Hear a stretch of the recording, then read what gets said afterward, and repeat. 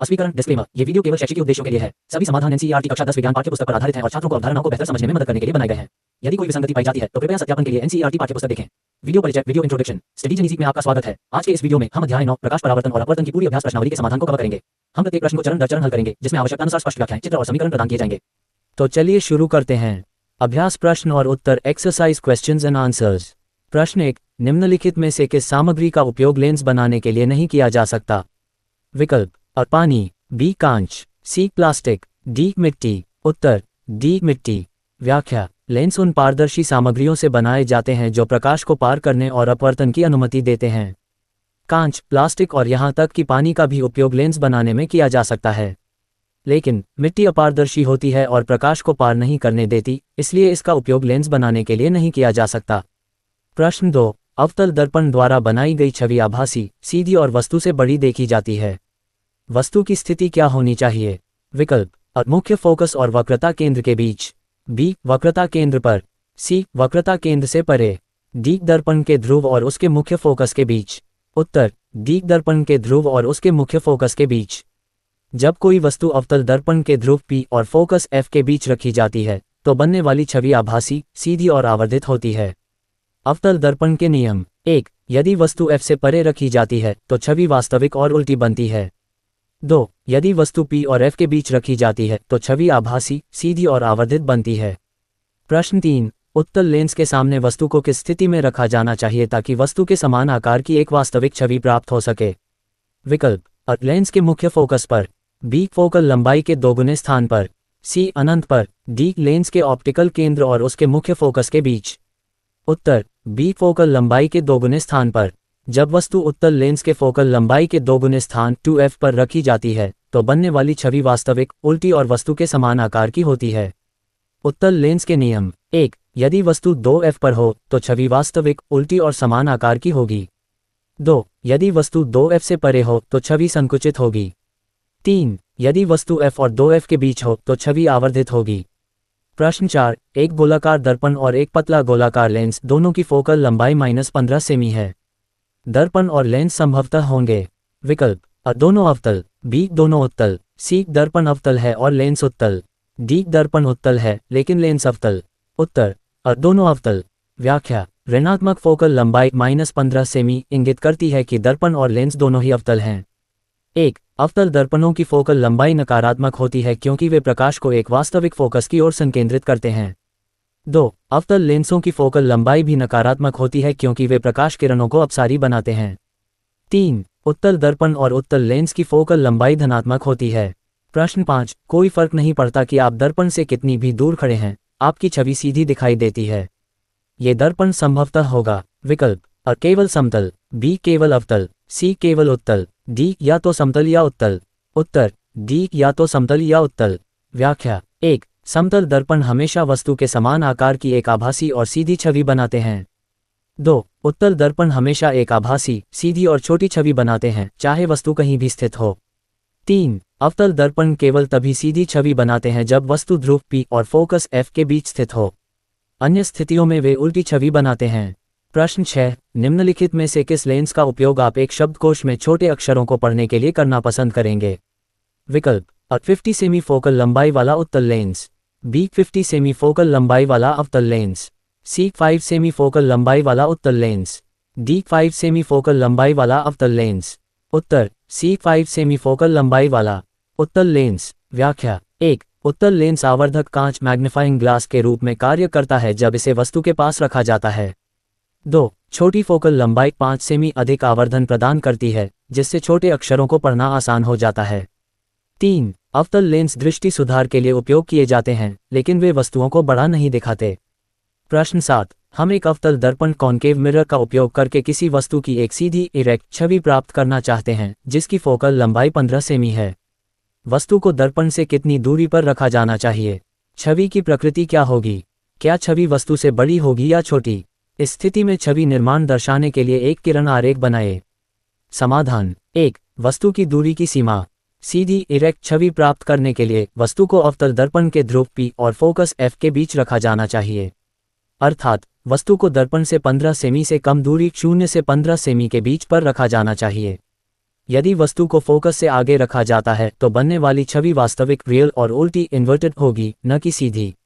2. छवि की प्रकृति। इस स्थिति में बनने वाली छवि आभासी वर्चुअल और सीधी इरेक्ट होगी, क्योंकि परावर्तित किरणें दर्पण के पीछे मिलती हुई प्रतीत होती हैं।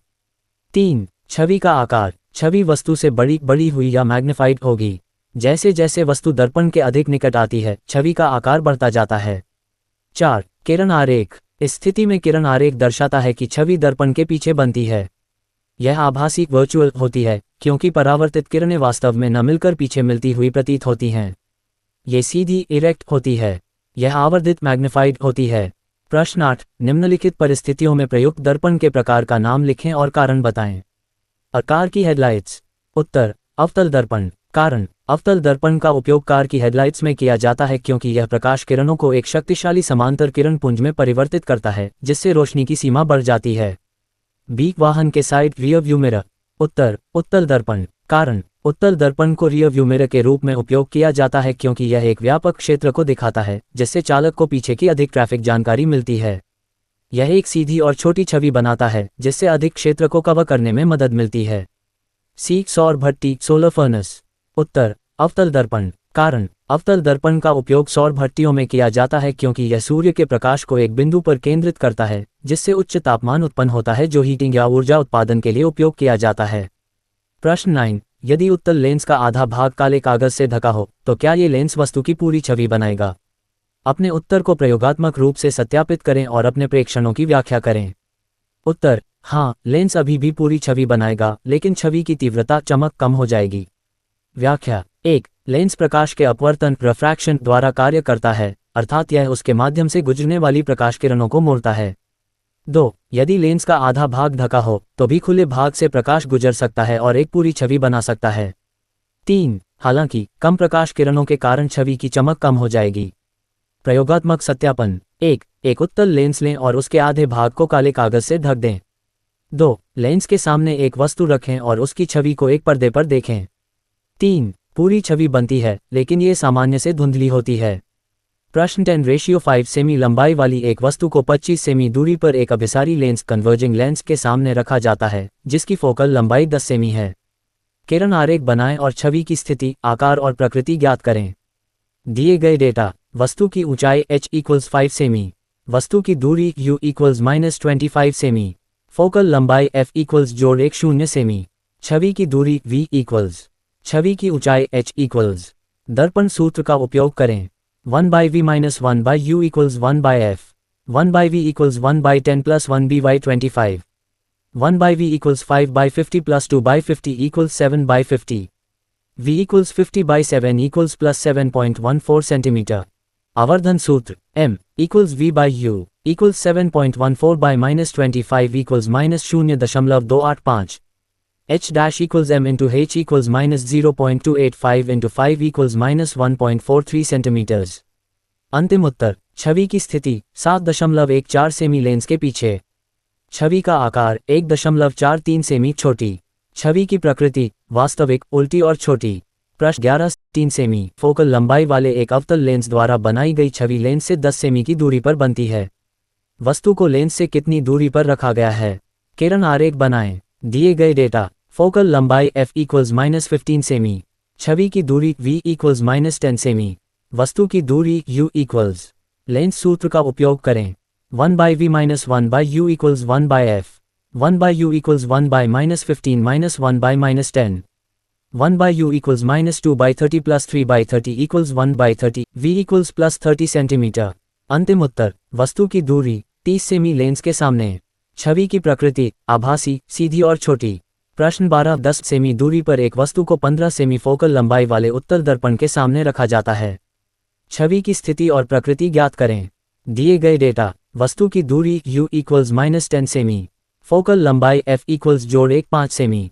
छवि की दूरी v = दर्पण सूत्र का उपयोग करें। 1/f = 1/v + 1/u। 1/v = 1/f - 1/u = 1/15 - 1/-10। 1/v = 2/30 + 3/30 = 5/30। v = +6 cm। अंतिम उत्तर। छवि की स्थिति 6 सेमी दर्पण के पीछे। छवि की प्रकृति आभासी, सीधी और छोटी। प्रश्न 13, समतल दर्पण द्वारा उत्पन्न आवर्धन जोड़ 1 है, इसका क्या अर्थ है? उत्तर, आवर्धन m इक्वल्स जोड़ 1 का अर्थ है कि छवि वस्तु के समान आकार की होती है। धनात्मक चिन्ह दर्शाता है कि छवि आभासी वर्चुअल और सीधी इरेक्ट है। समतल दर्पण द्वारा बनाई गई छवि के गुण, आभासी वर्चुअल, इसे पर्दे पर प्रक्षेपित प्रोजेक्ट नहीं किया जा सकता। सीधी इरेक्ट, वस्तु की तरह खड़ी होती है, वस्तु के समान आकार की होती है। पार्श्व प्रतिवर्तित लैटरली इन्वर्टेड, बाईं ओर की वस्तुएं दाईं ओर दिखाई देती हैं। प्रश्न 14, 5.0 सेमी लंबी वस्तु को 20 सेमी दूरी पर एक उत्तल दर्पण के सामने रखा जाता है, जिसका वक्रता त्रिज्या 30 सेमी है। छवि की स्थिति, प्रकृति और आकार ज्ञात करें।